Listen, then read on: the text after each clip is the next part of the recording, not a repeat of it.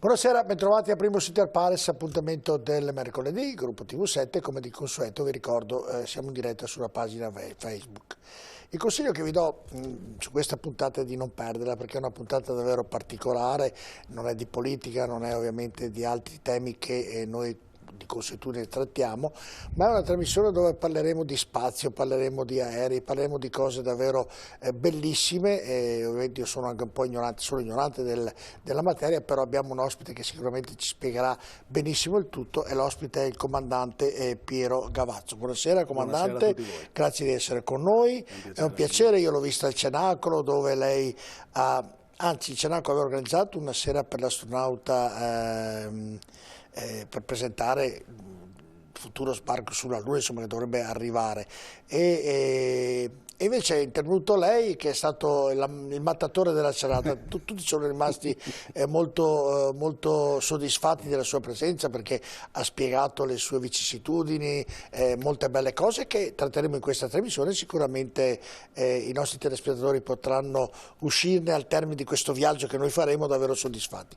Allora il titolo lo vedete, la regia lo può mettere, il vero Top Gun, abbiamo intitolato così perché è vero, fisicamente c'è, quindi vedetelo. Allora facciamo così, andiamo nella scheda di presentazione di Piero Gavazzo e poi parleremo con lui di tante belle cose. Vediamo.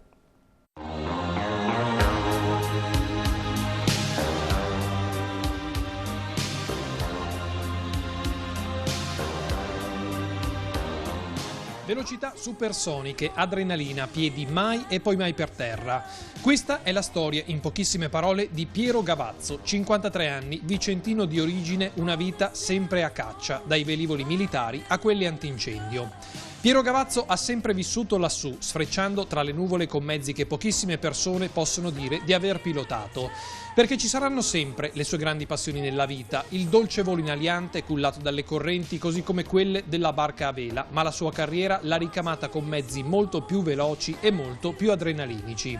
Comandante del 9° gruppo caccia di Grosseto, a guida del 4° Stormo, che con i suoi oltre 90 anni di vita è tra i più celebri dell'aeronautica italiana, con il compito istituzionale di controllare e sorvegliare lo spazio aereo per la difesa del nostro paese. Pilota degli Eurofighter F-104 Typhoon, i caccia militari europei capaci di volare a più di 2500 km/h, 2 volte la velocità del suono.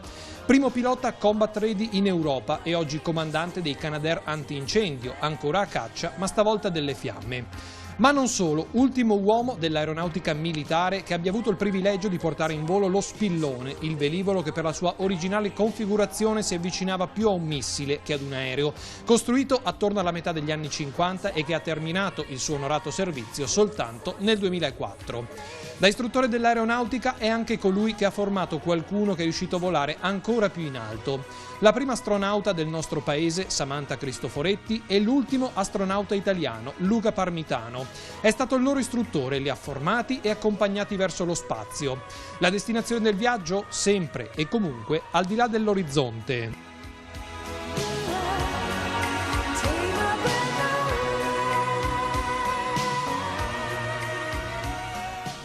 Allora, devo dire la verità, comandante, il mio sogno da bambino era pilotare un aereo, no? È rimasto un sogno, quindi oggi avrei paura. Durante la pubblicità mi diceva che quegli aerei supersonici volano dai 2004 ai 2002-2004 km/h, quindi una velocità nel cielo. Cosa si capisce, cosa si vede a quella velocità lì? Beh, appunto, sono velocità che si raggiungono a quote importanti, dai 6.000 a 8.000 metri, per cui in realtà, almeno che non hai una nuvola a fianco, il tuo confronto con la velocità non è così impattante. Perché sei nell'aria pura. Così, no? Quindi vedi tutto blu? No, le cose ti rendi conto vedendo gli strumenti a bordo che il target oppure una posizione a terra si sta avvicinando molto rapidamente, quello sicuramente. Se invece hai la fortuna di avere un collega a fianco che magari sta facendo una scia dietro il suo aeroplano, allora tu a fianco alla scia veramente hai la percezione della velocità. Eccolo qui l'Eurofighter. Esatto. Vabbè, adesso poi tratteremo davvero tante belle cose. Cominciamo così.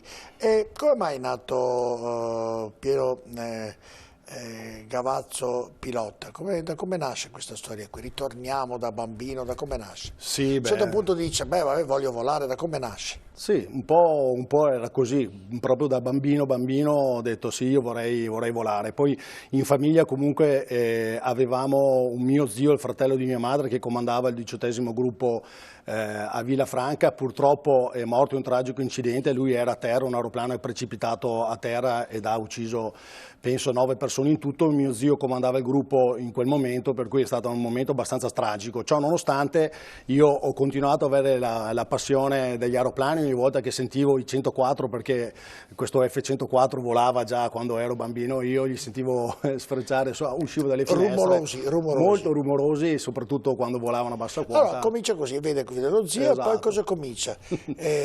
Poi sono stato distratto da altre cose, perché le passioni nella vita sono state tante altre. Soprattutto il mare, la natura, il mare in generale, grazie a mio padre che mi ha sempre accompagnato. Cioè lei praticamente, come un mio amico, l'avvocato Molinari, che piace il mare, lui fa bella vita, mare, montagna. Bravissimo. Lei ha preso un po' da lui, l'ho conosciuto poco dopo, ma siamo diventati molto amici per questo. A parte le battute, allora lei piace il mare, però poi cosa fa? No, e poi lo frequento il mare. Il mare probabilmente è la cosa che più mi ha insegnato, anche più dell'aspetto poi che, sai, del volo, no? Questa conoscenza con queste macchine così belle, così importanti, però che ti portano sempre un po' a fuggire dalla natura, perché la manifestazione della natura con un aeroplano non è che te la puoi sempre gestire.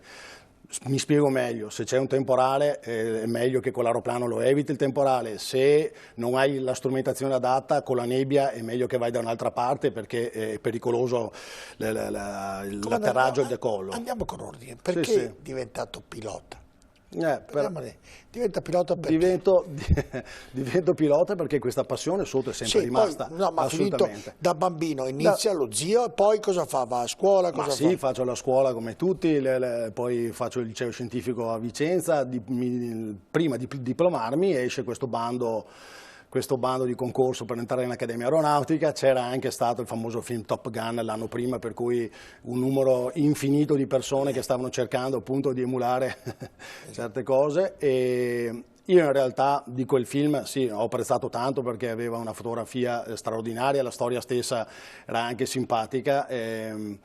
Però la passione mia prescindeva ovviamente dal film. Avevo sinceramente alla fine del liceo altre intenzioni, volevo fare altre cose, volevo fare il medico, fare il dentista. Poi un'amica di famiglia mi ha parlato per un paio di minuti in tram andando a scuola e mi ha fatto capire che in realtà probabilmente era meglio rivedessi questi miei nuovi piani per tornare ai vecchi. E quindi va a scuola, è andato all'Accademia? Sì, poi ho fatto appunto il concorso per entrare col corso Grifo IV dell'Accademia Aeronautica nell'87 e sono riuscito a essere vincitore, per cui il 1° settembre ho varcato le soglie dell'Accademia. Quanto è durata l'Accademia? Beh, l'Accademia nel complesso al tempo durava un poco più di 3 anni e mezzo, circa 3 anni e mezzo, allora, diciamo. Così. E lì ovviamente faceva le scuole guide, definiamole così, giusto? Sì, facevamo le prime selezioni al volo con questa macchina che cosa ha provato la prima volta che ha volato con uno di quegli aerei lì? Nella scuola si pilotavano quegli aerei lì o quelli un po' più pratici? Allora si pilotavano... Sto facendo domande, comandante, un po', capisce che lei non me ne intendo, dunque... ma certo, io sono qua da telespettatore curioso, perché la storia di Gavazzo è una storia molto interessante. Certo, la macchina, l'SF260 è una macchina bellissima, una macchina ad elica, estremamente difficile, e con quella macchina l'aeronautica fa la selezione dei propri candidati, perché comunque nei primi tempi... Difficile perché? Perché è una macchina molto potente, con velocità elevate, con caratteristiche anche acrobatiche importanti, per cui puoi fare quasi tutto con quell'aeroplano. Per me è stato il velivolo più bello quasi su cui ho volato nella Forza Armata. Quasi tutto cosa vorrebbe dire? No, dal punto di vista acrobatico io penso che... Le giravolte... Qualsiasi tipo, esatto, dal looping al tonneau, le viti... Sì, lei pensa per il lupo tonneau, io non so neanche cosa è. Vabbè, i famosi giri della morte... Ecco, mi spieghi tutto, perché sia il lupo sia il tonneau, cioè io non li conosco. Quindi... Il looping è appunto il giro che si fa, classico. Della morte, esatto. L'altro, il tonneau, invece... È questo movimento molto bello che si è fatto lento, veloce, in più tempi, oppure... Cominciamo a dire che per fare il pilota bisogna essere un po' matti, un po' pazzi. Ma no, ma perché c'è sempre... Poi magari nel mio caso qualcuno può dire no, ma non penso sia assolutamente così. Cioè io mi sono visto dentro un contesto di colleghi dove ovviamente c'era sta grande passione, ma cioè, il folle... No, il folle nel senso, io dico pazzi che ci vuole avere coraggio, bisogna non aver paura, bisogna essere un po' spericolati, ecco la parola giusta, spericolati più che altro. Sì, questo è nell'immaginario collettivo, no? Sì, bisogna essere un po' spericolati. In realtà le cose che si fanno sono sempre cose che si fanno ovviamente gradatamente, studi tanto per fare quelle cose, per cui... Insomma, è ovvio che c'è sempre quel momento, sai, che non hai pianificato, ma allora è un qualcosa non pianificato e di solito hai la famosa reazione adrenalinica, perché anche qui la gente ti dice, tu sei un dipendente dell'adrenalina, non c'è niente di più falso. C'è un pilota nel momento in cui prova il rush adrenalinico del sangue, vuol dire che sta sperimentando qualcosa che non aveva pianificato, allora probabilmente qualcosa non è andato come doveva andare. Bene, allora cominciamo, perché siamo all'inizio di questa trasmissione, perché siamo all'inizio della storia di Piero Gavazzo. Allora prende il brevetto di pilota, immagino dopo l'accademia, giusto? Sì, corretto. Allora, fatte queste prime selezioni, io devo comunque dire che la prima volta sono salito su questo bellissimo aeroplano, l'SF 260, ho trovato una grandissima similitudine fra l'avere il timone in mano delle mie barche a vela e avere una cloche in mano, perché poi alla fine era sempre una superficie che si muoveva in fluido e tu gestivi questa superficie. Nell'aeroplano è più di una, però più o meno insomma, il concetto era la favola, lei si prende il brevetto di pilota, poi cosa succede?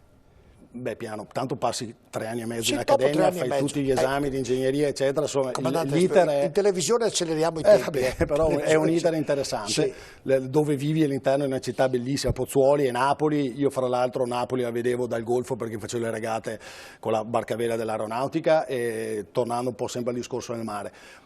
Siamo stati inviati negli Stati Uniti, una parte del corso è stata inviata negli Stati Uniti a fare le scuole di volo negli Stati Uniti. Texas, questa scuola NATO che è la fucina più grande di piloti da caccia. E chi veniva scelto per fare? Andavano tutti coloro che facevano il corso? No, oppure... una aliquota del corso veniva Ma erano presi per bravura? Diciamo di sì, era fatta una graduatoria in base ai meriti al volo, allo studio, chiaramente la capacità anche di parlare l'inglese. Lei è bravissimo, è stato preso per merito, quindi. Beh, per lei si diminuisce, però lei... No, beh, oddio, all'interno del gruppo sì, sono stato scelto per andare... Va in America e cosa succede lì? In America trascorro questo anno, 15 mesi, anzi sono stati 3 mesi di corso intensivo di inglese all'Università di Wichita Falls e poi un anno estremamente intenso di addestramento al volo. Estremamente intenso dico perché comunque eri in un ambiente completamente nuovo, con una lingua completamente nuova. Mi scusi, c'era anche la preparazione fisica in questo passaggio, in questo studio? Allora, là in America in realtà non era tanto focalizzata per la preparazione fisica, perché comunque venivamo da, come dire, una serie di anni trascorsi in Accademia Aeronautica dove l'aspetto sportivo era importante, per cui avevamo comunque una forma fisica diciamo discreta prima di affrontare quell'anno e mezzo. Poi chiaramente era responsabilità nostra mantenerla e mi ricordo che mi dovevo ritagliare il mio tempo per... Allora, chi fa questa accademia? Dopo tutti dovevano andare per avere il brevetto a fare il corso in America e in Texas? Oppure chi rimaneva qui poteva averlo ugualmente? Sì, poteva assolutamente averlo ugualmente, veniva però inviato alla scuola di volo di Lecce, Galatina Lecce, per cui il corso veniva diviso in 2, in realtà dopo 3 anni e mezzo. E che differenza c'era fra l'uno e l'altro? Beh, oddio, anche la scuola di Lecce è una scuola eccellente, chiaramente eri a quel tempo in un contesto assolutamente nazionale, ora la scuola di Lecce è diventato un contesto multinazionale, un po' come il Texas, e il velivolo era un velivolo diverso. Il velivolo giù a Lecce è l'MB339, che è esattamente quello usato dalla pattuglia acrobatica. In America invece, che comunque è un velivolo straordinario, però subsonico, in America invece si andava... Cosa vuol dire subsonico? Che come velocità massima si deve sempre mantenere al di sotto della velocità del suono. Cioè dei chilometri all'ora? Dei 1000 qualcosa chilometri all'ora. Velocità. Per cui una macchina che comunque è in grado di volare assolutamente a velocità importanti, sto parlando 700-800 km all'ora tranquillamente, con capacità straordinarie. Basta vedere la nostra pattuglia acrobatica cosa combina con quella macchina, cosa fa il solista, che fra l'altro mi allievo altra persona straordinaria. Parleremo di tutto. Sì, Max veramente in gamba. Niente, poi là in America invece avevamo 2 aeroplani, uno subsonico, fra l'altro molto vecchio, il T-37, e uno supersonico, il T-38, al quale accedevi dopo aver passato la selezione sul T-37, per cui dopo i primi 6 mesi di 37 si transitava su quest'altro aeroplano più performante, e probabilmente per alcuni meno divertente, per altri più divertente. Per me è stato meno divertente come macchina, comunque è una macchina con prestazioni completamente diverse. E termina questa esperienza in America, questa scuola in America, e ritorna dopo 1 anno e mezzo, giusto, mi diceva, Corretto, sì. e ritorna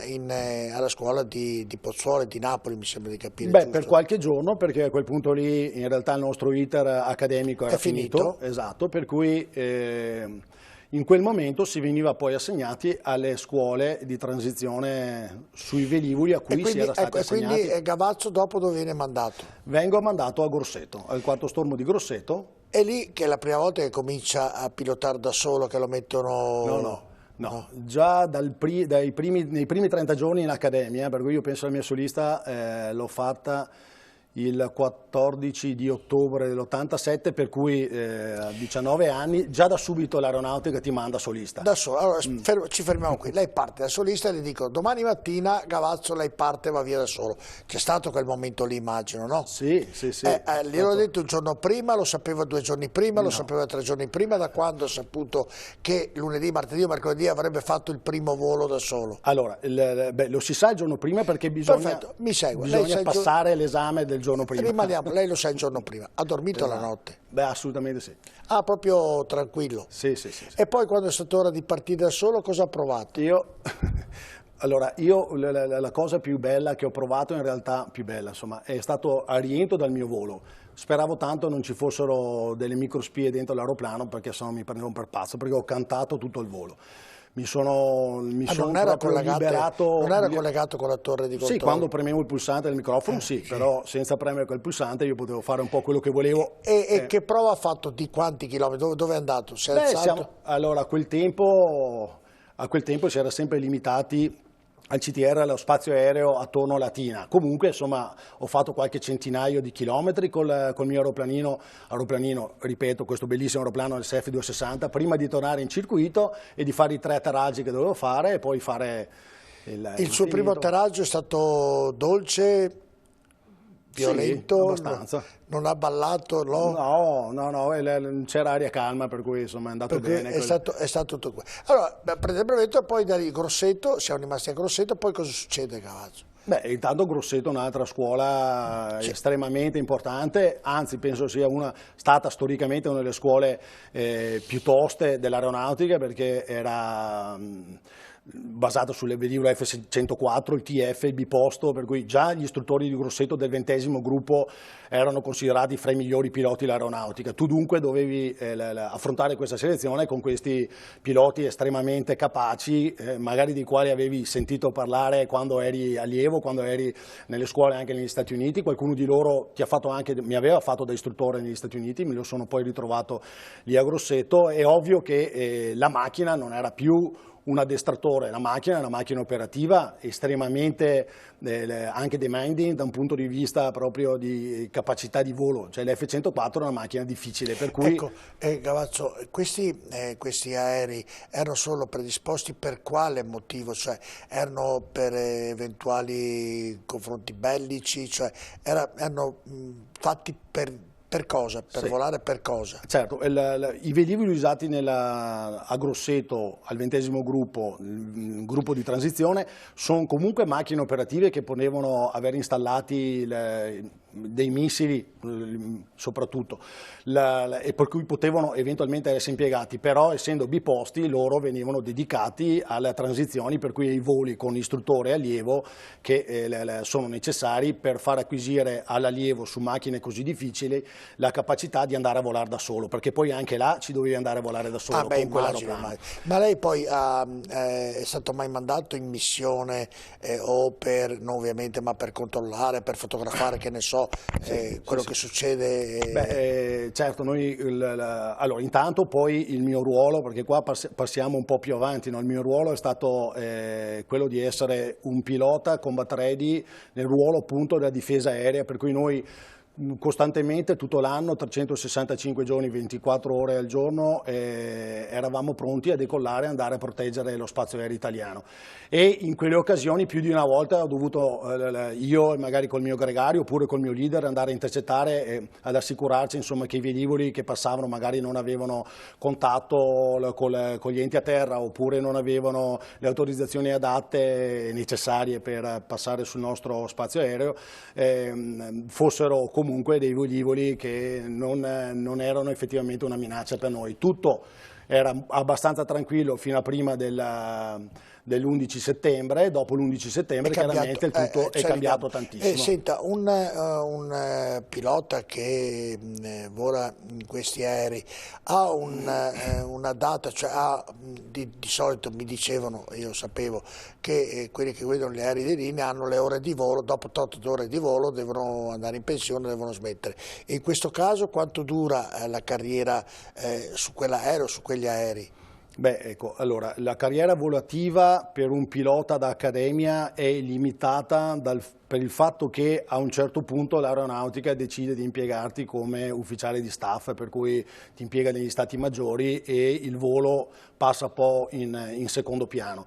Io ho fatto il comandante di gruppo, che in realtà è l'ultimo momento nel quale un pilota effettivamente può volare con assiduità lo fai attorno ai 37-38 anni, magari adesso le carriere si sono un po' dilatate, per cui magari un ragazzo riesce a volare, un uomo fino ai 40 anni. Dopo i 40 anni diciamo che hai una parentesi felice quando eventualmente vai a comandare uno stormo, perché anche lì potresti avere occasione di volare per quella volta alla settimana, ritrovarti all'interno di un cockpit. Cosa vuol dire comandare uno stormo?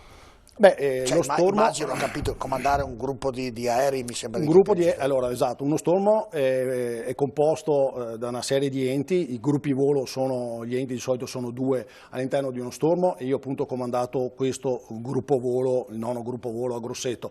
Lo stormo, chiaramente il comandante di stormo deve gestire una serie molto più ampia di problematiche che riguardano tutto lo stormo, per cui più di 1000 dipendenti, tutti gli enti dello stormo, sai, la prima volta penso che ti devi anche relazionare con i sindacati eccetera, per cui è un qualcosa di estremamente complesso, esatto, impegnativo, per cui il tempo che puoi dedicare al volo si riduce drasticamente. Pochissimo. Andiamo in pubblicità, poi rimanete con noi perché è davvero molto interessante.